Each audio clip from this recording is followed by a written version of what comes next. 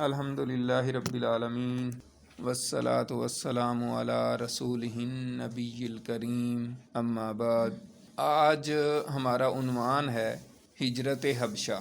اس سے پہلے ہم نے لاسٹ لیکچرز میں اور خاص طور پہ آخری لیکچر میں جو ظلم و ستم کر رہے تھے مکہ کے لوگ وہ پڑھا تھا، اور اس میں نبی اکرم صلی اللہ علیہ وسلم کے اوپر جو ظلم و ستم ہو رہا تھا، کس طریقے سے آپ کو جو ہے نا آپ کا چچا پتھر مار مار کے جو ہے نا ایڑیاں زخمی کر دیتا تھا، پھر کس طریقے سے آپ صلی اللہ علیہ وسلم کے اوپر اوجڑی جو ہے نا پھینکی گئی سجدے کی حالت میں، اور پھر گھر میں بھی کھانا پکاتے ہوئے اوپر سے گند ڈال دیتے تھے ہمسائے جو تھے، اور اس کے علاوہ صحابہ کرام کے ساتھ جو ہے نا کس طرح ظلم و ستم ہوتا تھا۔ حضرت عثمان غنی رضی اللہ تعالیٰ عنہ کے چچا ان کو دھونی دیتے تھے دھوئیں کی چٹائی میں باندھ کے۔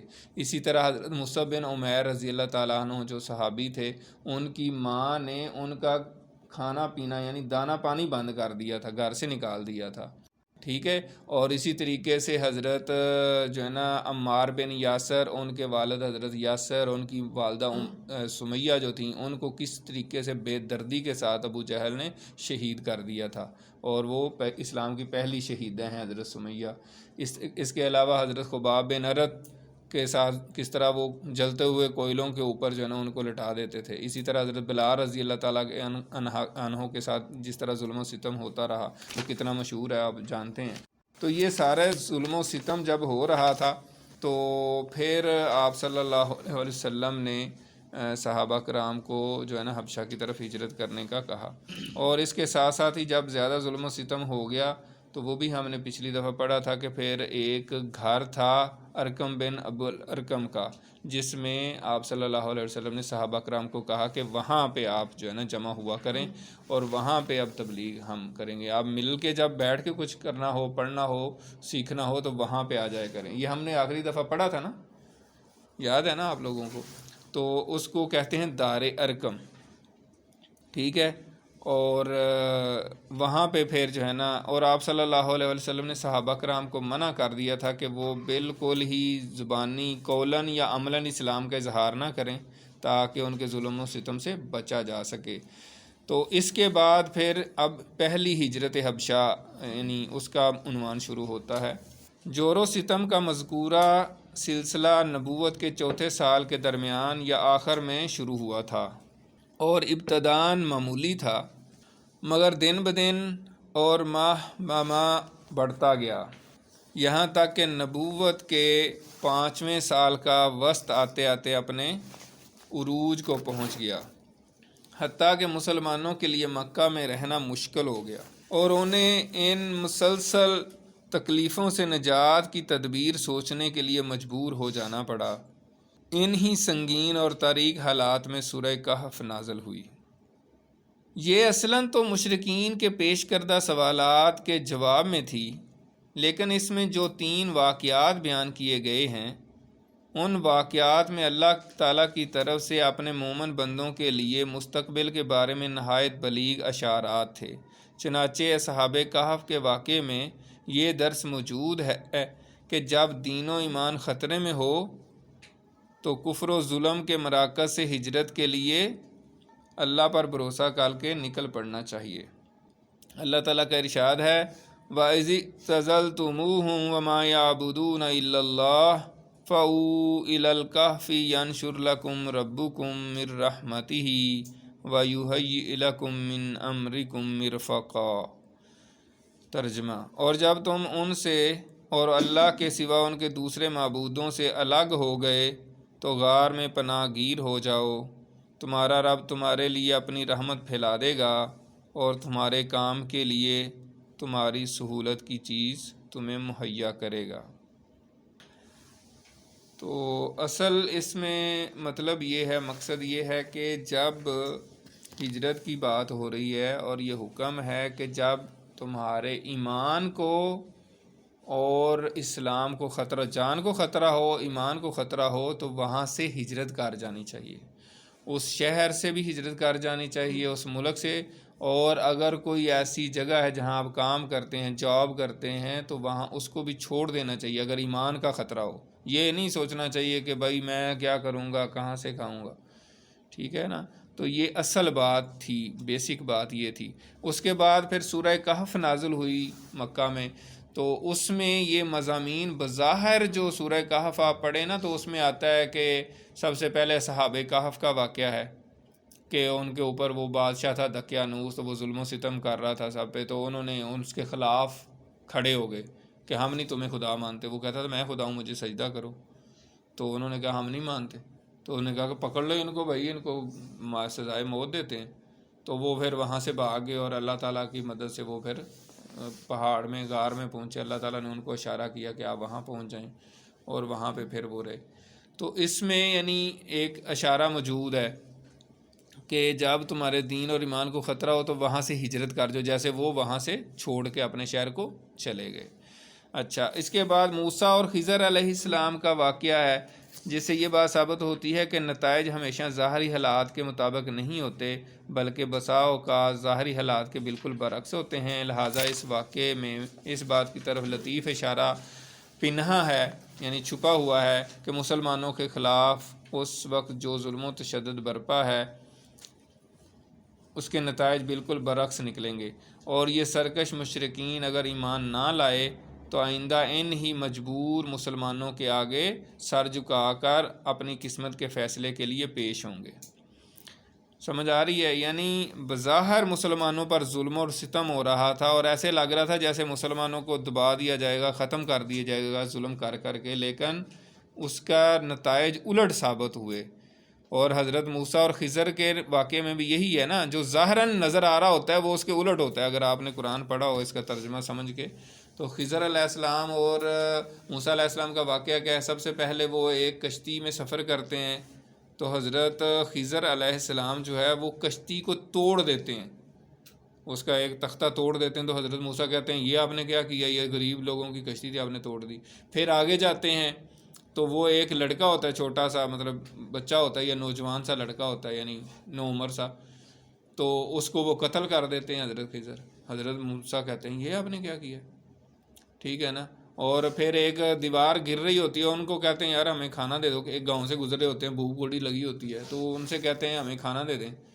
گاؤں والوں سے کہتے ہیں کوئی نہیں ان کو کھانا کھلاتا، لیکن ایک دیوار گر گئی ہوتی ہے یا گرنے ہی والی ہوتی ہے، تو اس کو جو ہے نا حضرت خضر کہتے ہیں کہ اس کو سیدھا کرنا ہے. تو حضرت موسیٰ کو بھی ساتھ لگا کے تو وہ دیوار کو دوبارہ سے بناتے ہیں.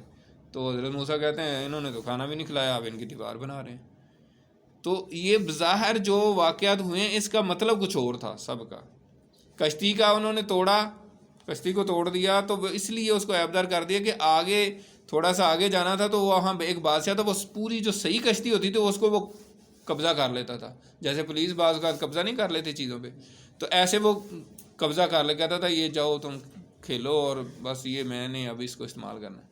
تو عیب دار کرنے سے وہ کشتی بچ گئی. اسی طریقے سے وہ جو دیوار بنائی تھی اس کے اندر خزانہ تھا، بچے تھے یتیم، تو ان کا خزانہ چھپا ہوا تھا اور وہ بڑے ہو کے انہوں نے لینا تھا، ان کا والد فوت ہو گیا تھا، تو اس لیے دیوار بنائی تاکہ کوئی اور نہ لے جائے. ٹھیک ہے. اور وہ جو لڑکے کو مارا وہ بڑا ہو کے اس نے بڑا غلط قسم کا آدمی بننا تھا، تو اللہ تعالیٰ نے چاہا کہ وہ اللہ تعالیٰ ان کو کوئی اچھا بیٹا دے. تو ظاہر کچھ ہوتا ہے، بعض اوقات اس کے نتائج کچھ اور ہوتے ہیں. تو اس میں یہی تھا کہ مسلمانوں پر ظلم و ستم ہو رہا ہے، لیکن اللہ تعالیٰ ان کو عطا کریں گے. اور اس کے بعد جو ہے وہ جو تیسرا واقعہ وہ یہ ہے، ذوالقرنین کے واقعے میں چند خاص باتوں کی طرف اشارہ ہے. نمبر 1 یہ کہ زمین اللہ کی ہے، وہ اپنے بندوں میں سے جسے چاہتا ہے اس کا وارث بناتا ہے. نمبر 2 یہ کہ فلاح و کامرانی ایمان ہی کی راہ میں ہے، کفر کی راہ میں نہیں. نمبر 3 یہ کہ اللہ تعالیٰ رہ رہ کر اپنے بندوں میں سے ایسے افراد کھڑے کرتا رہتا ہے جو مجبور و مقہور انسانوں کو اس دور کے یاجوج و ماجوج سے نجات دلاتے ہیں. نمبر 4 یہ کہ اللہ کے صالح بندے ہی زمین کی وراثت کے سب سے زیادہ حقدار ہیں. یعنی یہ جو ذوالقرنین تھے نا، اس کے واقعے میں یہ ساری چیزیں ہیں کہ اللہ ہی جس کو چاہتا ہے بادشاہ بناتا ہے. پھر یہ ہے کہ اللہ ہی چاہتا ہے. دوسری بات اس میں یہ ہے کہ ایمان میں ہی فائدہ ہے، کفر میں نہیں ہے کامیابی جو ہے. ٹھیک ہے نا. اور اسی طریقے سے اللہ تعالیٰ وقت کے ساتھ ساتھ یعنی مختلف وقتوں میں اللہ تعالیٰ ایسے بندے پیدا کرتا رہتا ہے جو ظالموں کو شکست دیتے ہیں. ٹھیک ہے نا. اور اصل وارث اللہ تعالیٰ ہی ہے. پھر سورہ کہف کے بعد سورہ زمر کا نزول ہوا اور اس میں ہجرت کی طرف اشارہ کیا گیا ہے اور بتایا گیا کہ اللہ کی زمین تنگ نہیں ہے، للذین احسنوا فی ہذہ الدنیا حسنہ وارض اللہ واسعہ انما یوفی الصابرون اجرہم بغیر حساب۔ ترجمہ: جن لوگوں نے اس دنیا میں اچھائی کی ان کے لیے اچھائی ہے، اور اللہ کی زمین کشادہ ہے، صبر کرنے والوں کو ان کا اجر بلا حساب دیا جائے گا۔ ادھر رسول اللہ صلی اللہ علیہ وسلم کو معلوم تھا کہ اسہمہ نجاشی شاہ حبشہ، یعنی شاہ حبشہ جو تھا، نجاشی جس کا لقب تھا، اور اس کا اصل نام کیا تھا؟ اسہمہ۔ اس کا اصل نام کیا تھا؟ اسہمہ۔ ایک عادل بادشاہ ہے، وہاں کسی پر ظلم نہیں ہوتا، اس لیے آپ صلی اللہ علیہ وسلم نے مسلمانوں کو حکم دیا کہ وہ فتنوں سے اپنے دین کی حفاظت کے لیے حبشہ ہجرت کر جائیں۔ اس کے بعد ایک طے شدہ پروگرام کے مطابق رجب 5 نبوی میں صحابہ کرام کے پہلے گروہ نے حبشہ کی جانب ہجرت کی۔ اس گروہ میں 12 مرد اور 4 عورتیں تھیں۔ حضرت عثمان غنی یعنی حضرت عثمان بن عفان ان کے امیر تھے، اور ان کے ہمراہ رسول اللہ صلی اللہ علیہ وسلم کی صاحبزادی حضرت رقیہ بھی تھیں۔ رسول اللہ صلی اللہ علیہ وسلم نے ان کے بارے میں فرمایا کہ حضرت ابراہیم اور حضرت لوط علیہ السلام کے بعد یہ پہلا گھرانہ ہے جس نے اللہ کی راہ میں ہجرت کی۔ یعنی حضرت ابراہیم اور حضرت سارہ نے جب ایک خاندان کے طور پہ، اور ان کے حضرت ابراہیم کے بھتیجے تھے حضرت لوط علیہ السلام، اس کے بعد یہ تینوں نے ہجرت کی تھی، تو خاندان یعنی میاں بیوی ہو تو خاندان بنتا ہے نا، تو حضرت ابراہیم اور ان کی بیوی نے جو ہجرت کی، اس کے بعد اسلام کے لیے حضرت عثمان غنی اور ان کی بیوی نے ہجرت کی۔ اس درمیان میں کسی اور نے نہیں ہجرت کی۔ تقریباً 2500 سال یا 2000 سال، کم از کم 2000 سال کے درمیان میں اور کسی نے ہجرت نہیں کی اللہ کے دین کے لیے۔ یہ لوگ رات کی تاریکی میں چپکے سے نکل کر اپنی نئی منزل کی جانب روانہ ہوئے۔ رازداری کا مقصد یہ تھا کہ قریش کو اس کا علم نہ ہو سکے۔ رخ بحر احمر کی بندرگاہ شعیبہ کی جانب تھا۔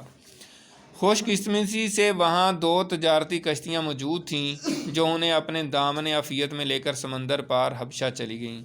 قریش کو کسی قدر بعد میں ان کی روانگی کا علم ہو سکا، تاہم انہوں نے پیچھا کیا اور ساحل تک پہنچے، لیکن صحابہ کرام آگے جا چکے تھے، اس لیے کفار نامراد واپس آئے۔ ادھر مسلمانوں نے حبشہ پہنچ کر بڑے چین کا سانس لیا، یعنی وہاں پہنچ گئے، پھر وہ سکون سے رہنے لگے، کوئی ان کو ٹینشن نہیں تھی، وہاں پہ کوئی ظلم نہیں تھا، کوئی زیادتی نہیں تھی، سکون کے ساتھ رہنے، نمازیں پڑھ رہے ہیں اور اللہ کا ذکر کر رہے ہیں سارا۔ پیچھے کیا ہوا مکہ میں؟ اسی سال رمضان شریف میں یہ واقعہ پیش آیا کہ نبی اکرم صلی اللہ علیہ وسلم ایک بار حرم تشریف لے گئے۔ وہاں قریش کا بہت بڑا مجمع تھا، ان کے سردار اور بڑے بڑے لوگ جمع تھے۔ آپ نے ایک دم اچانک کھڑے ہو کر سورہ نجم کی تلاوت شروع کر دی۔ ان کفار نے اس سے پہلے عموماً قرآن سنا نہ تھا۔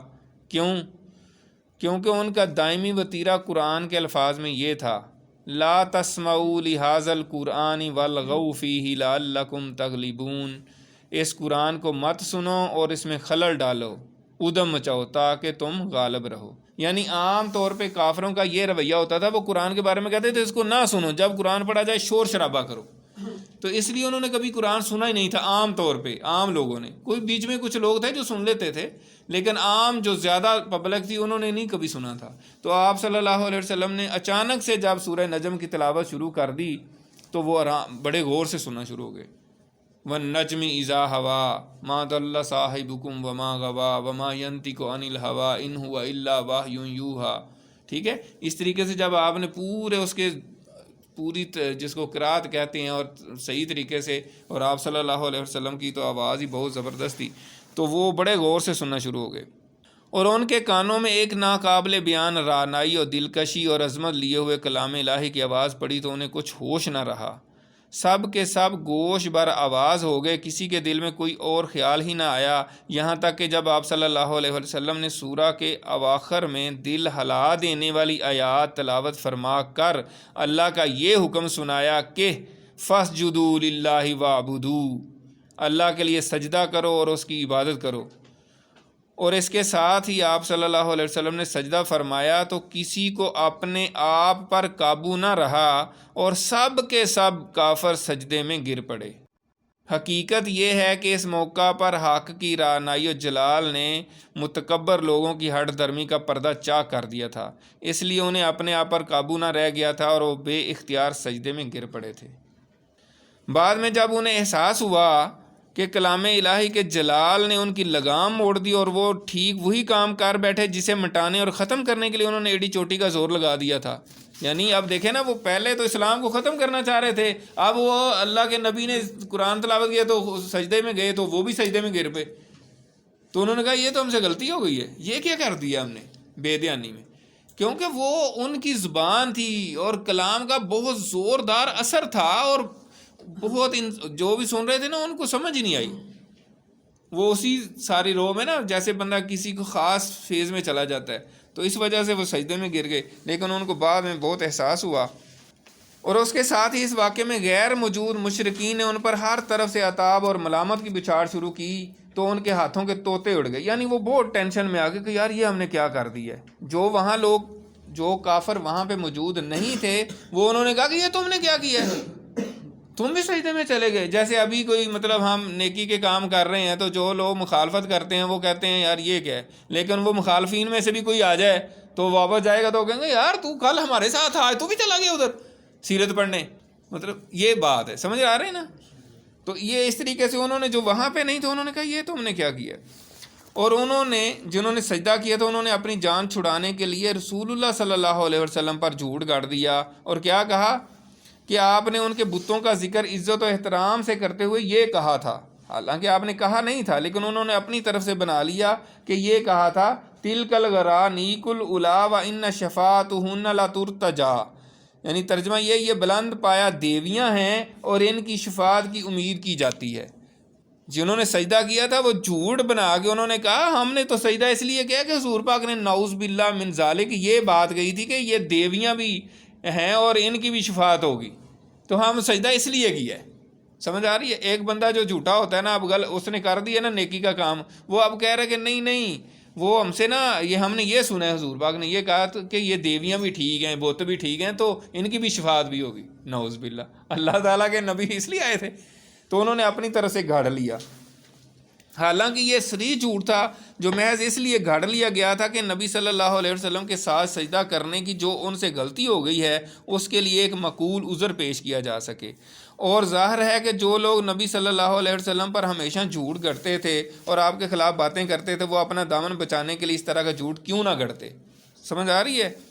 بہرحال مشرکین کے سجدہ کرنے کے اس واقعے کی خبر حبشہ کے مہاجرین کو بھی معلوم ہوئی، جو ہجرت کر کے حبشہ کے ملک میں چلے گئے، تو ان کو بھی پتہ چلا کہ اس طرح کا کوئی واقعہ ہوا ہے. لیکن اپنی اصل صورت سے بالکل ہٹ کر ان کو خبر، آپ کو پتہ ہے خبر پھیلتے پھیلتے کچھ کی کچھ بن جاتی ہے.